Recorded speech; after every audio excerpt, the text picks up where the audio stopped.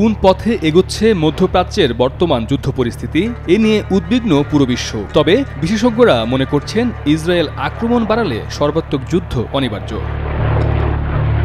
মধ্যপ্রাচ্যের বর্তমান যুদ্ধ একটি গুরুত্বপূর্ণ মোড়ে এসে পৌঁছেছে। ইসরায়েলের সামরিক অভিযানের ভবিষ্যৎ পদক্ষেপগুলোই নির্ধারণ করবে এই সংঘাত একটি পূর্ণমাত্রার যুদ্ধে রূপ নেবে কিনা। এমনটাই মনে করেন যুক্তরাষ্ট্রের সাবেক প্রতিরক্ষা সচিব ও সিআইএ প্রধান লিওন পেনেটা। সম্প্রতি MSNBC রিপোর্টসে দেয়া এক সাক্ষাৎকারে তিনি একথা বলেছেন। ইরানের সাম্প্রতিক ক্ষেপণাস্ত্র হামলার পর মধ্যপ্রাচ্যে উত্তেজনা আরও বেড়েছে বলেও মন্তব্য করেন পেনেটা। বর্তমান পরিস্থিতি নিয়ে গভীর উদ্বেগ প্রকাশ করে পেনেটা বলেন, বর্তমানে সব পক্ষ থেকেই কঠোর কথা শোনা যাচ্ছে, কিন্তু আসল বিষয়টি হচ্ছে সামরিক পদক্ষেপ কিভাবে পরিচালিত হবে। ইসরায়েল তাদের প্রতিক্রিয়া সীমিত করতে পারবে কিনা, নাকি তারা সম্পূর্ণ শক্তি দিয়ে আঘাত হানবে, সেটি মূল প্রশ্ন। যদি তারা সর্বাত্মক আক্রমণে যায় তবে ইরানও পাল্টা জবাব দেবে।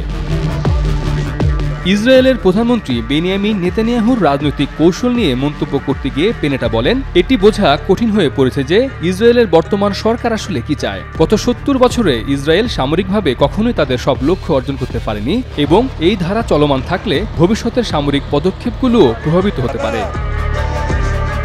ইসরায়েলের সাম্প্রতিক সামরিক অভিযানে হিজবুল্লাহ প্রধান হাসান নাসরাল্লাহ নিহত হওয়ার পর ইরানের প্রতিশোধমূলক হামলার আশঙ্কা কয়েক মাস ধরেই বাড়ছে।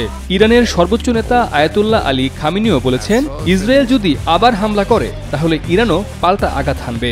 সম্প্রতি তিনি বলেছেন, যদি আবারও প্রয়োজন হয় আমরা ভবিষ্যতে আবার একই কাজ করব। মধ্যপ্রাচ্যে উত্তেজনা যখন ক্রমশ বাড়ছে, তখন ইসরায়েল ও ইরানের মধ্যে চলমান সংঘাত আরও বৃহৎ পরিসরে ছড়িয়ে পড়ার আশঙ্কা তৈরি হয়েছে। এই অবস্থায় পেনেটার মন্তব্য স্পষ্টভাবে ইঙ্গিত দেয় যে যদি ইসরায়েল তাদের আক্রমণের মাত্রা বাড়িয়ে দেয়, যুদ্ধের পুরো মাত্রায় রূপ নেওয়া এখন সময়ের ব্যাপার মাত্র।